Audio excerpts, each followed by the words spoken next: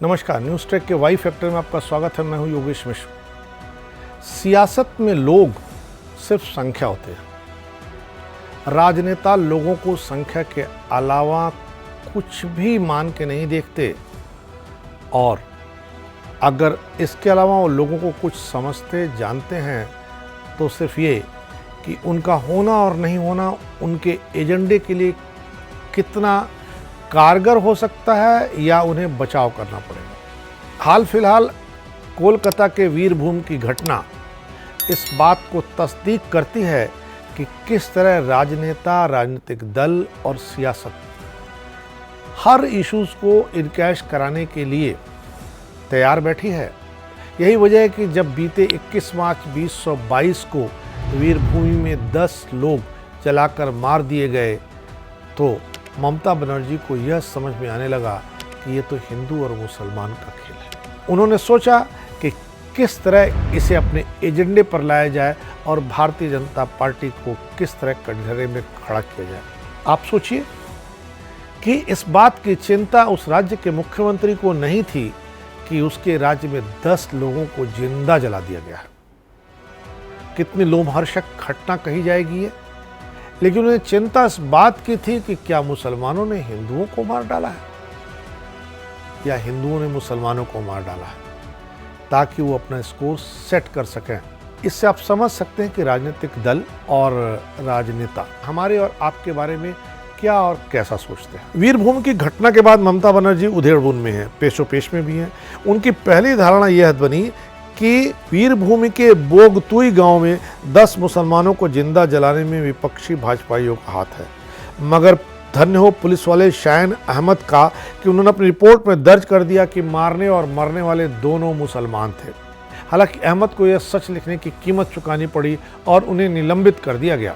मगर पहले ही मुख्यमंत्री कह चुकी थी कि पश्चिम बंगाल उत्तर प्रदेश की तरह नहीं है हत्या और रेप के लिए। यूं भी भाइयों को ममता दोषी करार देती रही। ममता उत्तर प्रदेश और बिहार के लोगों को भाइयों कह के संबोधित करती हैं।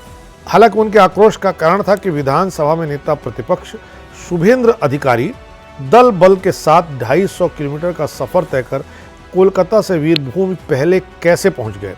उन्हें रपट मिली कि 10 लोग राख हो गए, उनमें 8 महिलाएं और 2 बच्चे थे। मिल्लत में आपसी कलह की वजह थी। उप ग्राम प्रधान संजू शेख की हत्या हो गई थी।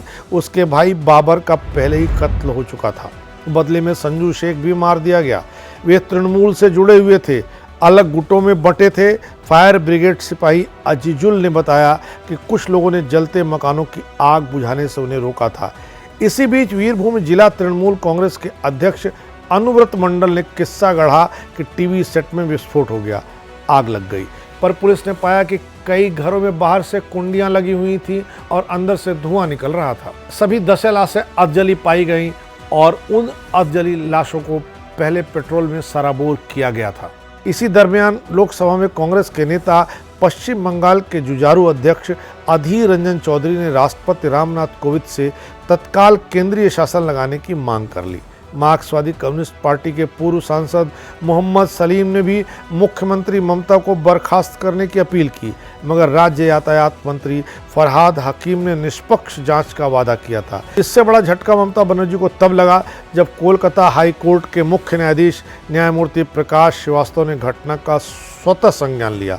पूरी रपट मांगी, मगर खास प्रश्न यही है कि अपनी मानसिकता के लिए जानी मानी पुरोधा ममता बनर्जी राजनीति के मान्य व्यवहारिक नियमों को धता बताने में जुटी रह गई। दुखद बात यह है कि ऐसी त्रासदपूर्ण सामूहिक हत्या का स्थल ऐतिहासिक वीरभूमि है। बागी बंगाल को मुगल साम्राज्य में शामिल करने हेतु बादशाह जलालुद्दीन अकबर ने अपने साले साहब वीर मान सिंह के साथ बड़ी फौज भेजी।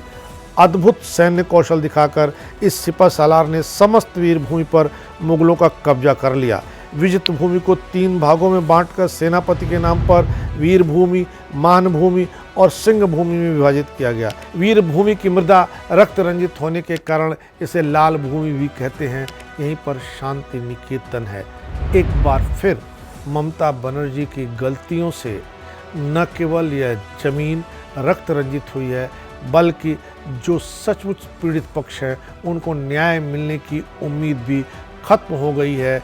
और जब तक सियासतदान लोग हम सब लोगों को लोक के रूप में देखते रहेंगे, संख्या के रूप में देखते रहेंगे और देखेंगे कि हम उनके एजेंडे में कितने फिट हैं, कितने अनफिट हैं। तब तक इस तरह का क्रम जारी रहेगा। इस बार इतना ही, अगली बार फिर मिलेंगे किसी नए सवाल पर नए ढंग से बात करने के लिए। तब तक के लिए नमस्कार।